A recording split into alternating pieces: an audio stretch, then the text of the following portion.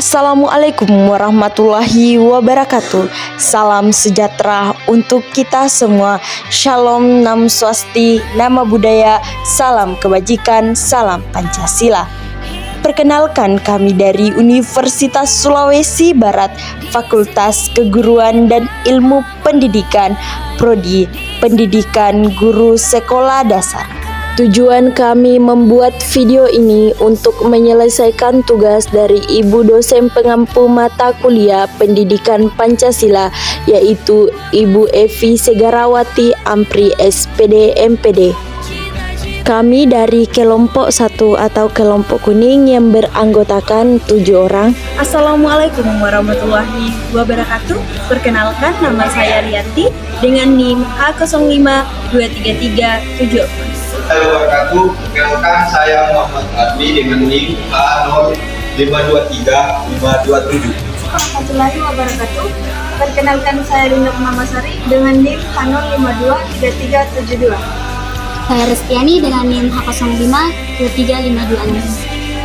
Saya Kurnia dengan NIM H052352. Selalu wabarakatuh. Perkenalkan, saya Lala Surya dengan NIM H052350. Assalamualaikum warahmatullahi wabarakatuh. Saya Teluk Bahtiar Madani, NIM HO52356. Itulah tadi perkenalan anggota kelompok kuning. Mari kita masuk ke dalam sesi materi.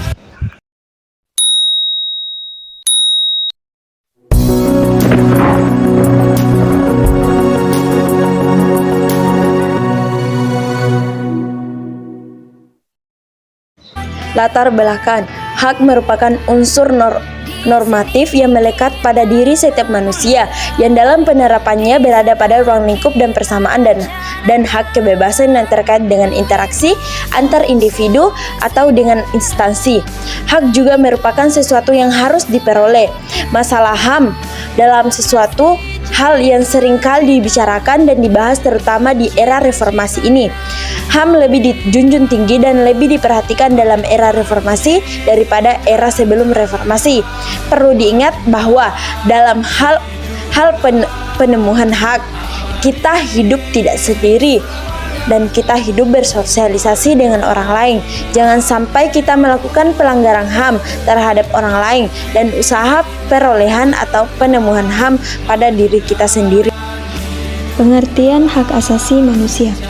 Hak asasi manusia adalah hak dasar yang dimiliki manusia sejak manusia itu dilahirkan. Hak asasi dapat dirumuskan sebagai hak yang melekat dengan kodrat kita sebagai manusia, yang bila tidak ada hak tersebut, mustahil kita dapat hidup sebagai manusia. Hak ini dimiliki oleh manusia semata-mata karena ia manusia, bukan karena pemberian masyarakat atau pemberian negara. Maka hak asasi manusia itu tidak tergantung dari pengakuan manusia lain, masyarakat lain, atau negara lain. Hak asasi diperoleh manusia dari penciptanya, yaitu Tuhan Yang Maha Esa, dan merupakan hak yang tidak dapat diabaikan. Pengertian hak asasi manusia menurut para ahli. Pertama, hak asasi manusia menurut John Locke. Hak asasi manusia adalah hak yang langsung diberikan Tuhan kepada manusia sebagai hak yang kodrati. Kedua, hak asasi manusia menurut John Matterson. John Matterson adalah anggota Komisi Hak Asasi Manusia di PBB. Menurutnya, hak asasi manusia adalah hak-hak yang ada pada setiap manusia yang tanpanya manusia mustahil hidup sebagai manusia. Ketiga, menurut Miriam Budiarjo, hak asasi manusia adalah hak yang dimiliki setiap orang sejak lahir di dunia. Hak itu sifatnya universal karena hak dimiliki tanpa adanya perbedaan, baik itu ras, jenis kelamin, suku, dan agama.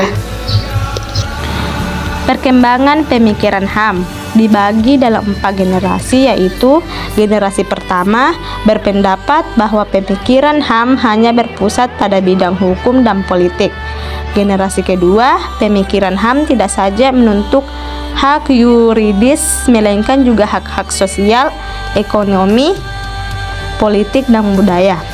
Generasi ketiga, sebagai reaksi pemikiran HAM generasi kedua, Generasi ketiga menjanjikan adanya kesatuan antara hak ekonomi, sosial, budaya, politik, dan hukum dalam suatu keranjang yang disebut dengan hak-hak melaksanakan pembangunan. Generasi keempat yang mengkritik peranan negara yang sangat dominan dalam proses pembangunan yang terfokus pada pembangunan ekonomi dan menimbulkan dampak negatif seperti diabaikannya aspek kesejahteraan rakyat. Macam-macam hak asasi manusia. Yang pertama, hak asasi pribadi. Yang kedua, hak asasi politik. Yang ketiga, hak asasi ekonomi. Yang keempat, hak asasi peradilan. Yang kelima, hak asasi sosial dan budaya. Yang keenam, hak asasi hukum. Ciri-ciri hak asasi manusia. Yang pertama, HAM tidak dapat diberikan kepada seseorang, melainkan merupakan hak semua orang, baik itu hak sipil, politik, ekonomi, sosial, dan budaya.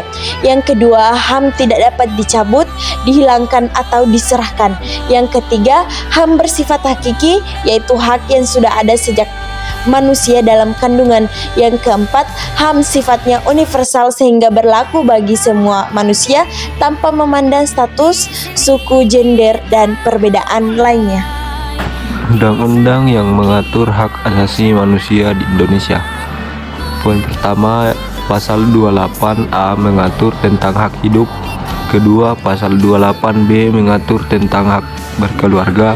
Ketiga, pasal 28C mengatur tentang hak memperoleh pendidikan. Keempat, pasal 28D mengatur tentang kepastian hukum. Kelima, pasal 28E mengatur tentang kebebasan beragama. Keenam, pasal 28F mengatur tentang komunikasi dan informasi. Ketujuh, pasal 28G tentang kesejahteraan dan jaminan nasional. Contoh-contoh kasus pelanggaran HAM di Indonesia. Pertama, kasus tragedi Partai Komunis Indonesia atau PKI 1965 sampai 1966. Kedua, kasus penembakan misterius atau Petrus tahun 1982 sampai 1985. Ketiga, tragedi Semanggi dan kerusuhan Mei 1998. Keempat, kasus terbunuhnya aktivis HAM Munir Said Talib.